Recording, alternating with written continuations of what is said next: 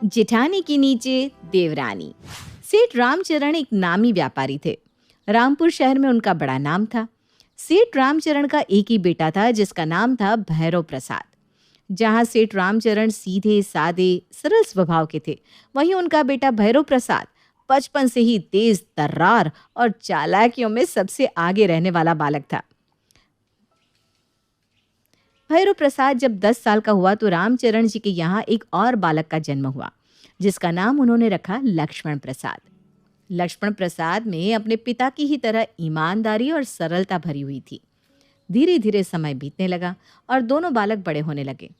भैरव प्रसाद अब एक 23 साल का नौजवान हो गया था, जबकि छोटा भाई लक्ष्मण प्रसाद अभी सिर्फ 13 साल का एक अबोध बालक था।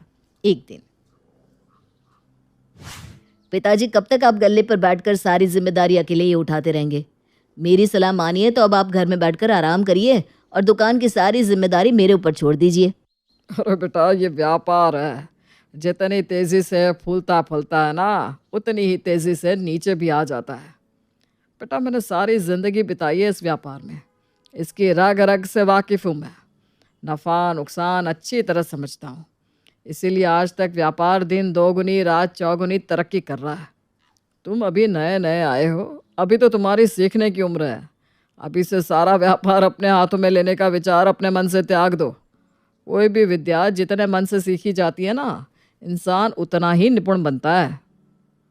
पिताजी, क्या आप बिना बात बात पर प्रवचन देना शुरू कर देते हैं? अरे, जब तक आप जिम्मेदारी नहीं सौंपेंगे तो मैं सीखूंगा कैसे? मैंने कहा ना, आप निश्चिंत होकर दुकान की जिम्मेदारी मेरे ऊपर सौंप दीजिए और घर पर बैठकर हरि नाम जपने में अपना समय बिताइए। देखिए, कुछ ही दिनों में मैं कैसे आपकी दुकान को कहाँ से कहाँ पहुँचा देता हूँ। बेटा, तुम्हारी इन्हीं हवाई बातों से मुझे बहुत डर लगा करता है। तुम सीखने में कम ध्यान देते हो। 2 पल में तुम सब कुछ अपनी मुट्ठी में कर लेना चाहते हो। अरे बेटा, मैंने कब मना किया? सब तुम्हारा ही तो है। तुम थोड़ा समय मेरे साथ दुकान पर रहकर बिताओ तो सही। मेरे साथ रहकर व्यापार की बारीकियां समझो। जब मुझे लगेगा कि सब कुछ तुम्हें सौंपने का सही समय आ गया है, तो मैं खुद तुम्हें सब दे दूंगा। पिता रामचरण ने अपनी तरफ से तो बेटे भैरव प्रसाद को समझा दिया था, लेकिन भैरव का स्वभाव ही ऐसा था कि उसे सब कुछ पा लेने की जल्दी थी। कुछ दिनों बाद रामचरण की अच्छी प्रतिष्ठा होने के कारण बेटे भैरव के लिए रिश्ते आने लगते हैं। भैरव के लिए आने वाले रिश्तों में से एक सुंदर और सुशील लड़की को पसंद करके रामचरण उसकी शादी भैरव से करवा देते हैं। शादी के बाद भैरव की पत्नी रेखा कहती है, सुनिए ना, आपके यहाँ इतना रुपया पैसा है, शहर भर में पिताजी के नाम का डंका बजता है। मुझे भी 9 लाख का हार दिलवा दीजिए ना। अरे कहाँ से दिलवा दो तुम्हें 9 लाख का हार? तुम्हारी रोज़ ही कोई ना कोई मांग सामने आ ही जाती है। तुमसे शादी करते समय मैंने सोचा था इतने बड़े घर की बहू बन रही हूँ, सोने से तोल दोगे तुम मुझे। लेकिन क्या फ़ायदा हुआ? यहाँ तो 10 रुपये का चाट भी खाना हो तो पहले तुम्हारे अम्मा बाबूजी से इजाज़त लेनी पड़ती है। अरे छोड़ो ना ये बाबूजी का दामन, अपना कुछ काम क्यों नहीं कर लेते? आप ऐसा करो, कोई नौकरी ढूंढ लो, कम से कम पाई पाई के लिए अम्मा बाबूजी का मुंह तो नहीं देखना पड़ेगा। अरे भाग्यवान, इतनी उतावली क्यों हो रही है? थोड़ा तो सब्र रख। ज़्यादा गर्म खाने से ना मुंह ही जला करता है। पिताजी की करोड़ों की संपत्ति है, तो क्या चाहती है? इसे छोड़कर मैं कोई 10,000 रुपये महीने की नौकरी कर लूँ? अरे चाहे 10,000 ही मिलेंगे, लेकिन कम से कम वो हमारे अपने तो होंगे। उसको खर्च करने से पहले हमें तुम्हारे अम्मा बाबूजी का मुंह तो नहीं ताकना पड़ेगा। छोटी छोटी ज़रूरतों के लिए तुम्हारी अम्मा के आगे हाथ फैलाना मुझे बिल्कुल भी अच्छा नहीं लगता। अरे तू चिंता क्यों करती है? मैंने तुझे कहा ना, बस कुछ दिन की बात है, उसके बाद ये सारा व्यापार मेरा होगा। आए बड़े सारा व्यापार अपने नाम लिखवाने वाले। क्यों, तुम्हारा छोटा भाई तो है ना, व्यापार तो आधा उसे भी मिलेगा या नहीं? सारा व्यापार तुम्हें कैसे मिल जाएगा, बताओ तो ज़रा। अरे छोटा तो अभी 15 साल का बच्चा है, उसे व्यापार की समझ ही कहाँ है। जब तक वो व्यापार संभालने लायक होगा ना, तब तक तो मैं सब कुछ अपनी मुट्ठी में कर चुका हूँगा। क्या बात करते हो जी आप? आपकी सोचने से क्या होता है? आपको क्या लगता है आप कहेंगे और बाबूजी सारा व्यापार आपको दे देंगे? ऐसा कभी नहीं होगा, गलतफहमी में जी रहे हैं आप। बल्कि मुझे तो ऐसा लगता है कि सारी ज़िंदगी आप बाबूजी से ऐसे ही 50-50 रुपए मांगते रह जाओगे। आपके हाथ में बाबूजी अपने जीते जी कुछ नहीं देने वाले। इसी बात का तो मुझे भी डर है भाग्यवान, कि बाबूजी अपने जीते जी सत्ता मेरे हाथ में नहीं सौंपने वाले, और मुझसे अब ज़्यादा दिन तक बाबूजी के सामने हाथ फैलाए नहीं जाएंगे। कुछ ना कुछ इंतज़ाम तो करना ही पड़ेगा। पिताजी, मैं सोच रहा हूँ कि छोटे का दिमाग पढ़ाई में बहुत तेज़ है। व्यापार संभालने के लिए तो हम दोनों बाप बेटे ही पर्याप्त हैं। क्यों ना हम उसे अच्छी शिक्षा देकर कोई बड़ा अफसर बनाए। अरे लक्ष्मण, बड़ा अफसर बन जाएगा तो हमारा नाम दूर दूर तक प्रसिद्ध हो जाएगा। व्यापारी चाहे जितना भी बड़ा बन जाए, लेकिन सरकारी अधिकारी के सामने तो सलाम करना ही पड़ता है ना बाबूजी। ये तो तूने बड़ी पते की बात की आज। बात तो तेरी बिल्कुल ठीक है। ये बात तो हमेशा से मेरे मन में रही कि मैं चाहे जितना बड़ा व्यापारी बन गया, लेकिन शिक्षा कभी पूरी ना ले पाया, जिसके कारण आज भी बड़े बड़े अधिकारियों को देख कर ना मुझे कम तरीका एहसास होता है। मैंने तो हमेशा यही चाहा कि तू पढ़ लिख कर मेरे व्यापार में उतरे, लेकिन तेरा तो पढ़ाई में मन ही नहीं लगा, और तूने भी मेरी तरह अपनी पढ़ाई बीच में छोड़कर दुकान पर बैठना शुरू कर दिया। लेकिन मैं छोटे के साथ ये गलती नहीं दोहराना चाहता। इसीलिए तो मैं कह रहा हूँ बाबूजी, छोटे को शुरू से ही दुकान से दूर रखते हैं। अगर एक बार उसने दुकान पर बैठना शुरू कर दिया तो फिर उसका भी मेरी तरह पढ़ाई से मन उचट जाएगा। तब तो मुझे भी समझ नहीं आया था बाबूजी, लेकिन अब ना मुझे बड़ी तकलीफ़ होती है कि काश मैंने अपनी शिक्षा पूरी कर ली होती। चल बेटा, देर से ही सही तुझे शिक्षा की ताकत समझ में तो आई। मुझे तो इसी बात की खुशी है।